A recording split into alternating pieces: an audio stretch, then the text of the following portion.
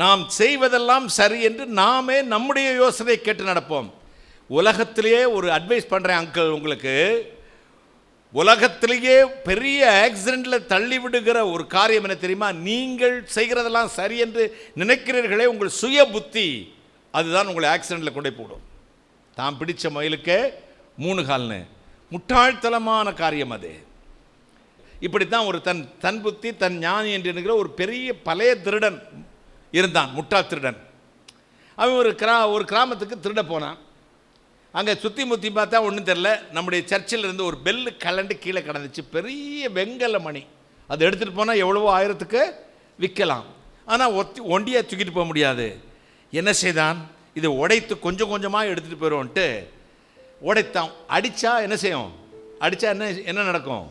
சத்தம் கேட்குறோம்.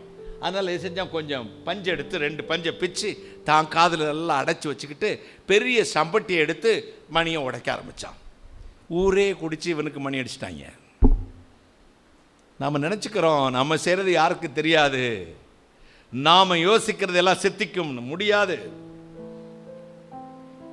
குதிரை இத்தனை நாளுக்கு என்று ஆயத்தம் பண்ணப்படும், ஜெயமோ கர்த்தரால் வரும். சீட்டு மடியிலே போடப்படும், காரிய சித்தியோ கர்த்தரால் வரும். எத்தனை சந்தோஷம் பாருங்க, எத்தனை சந்தோஷம்.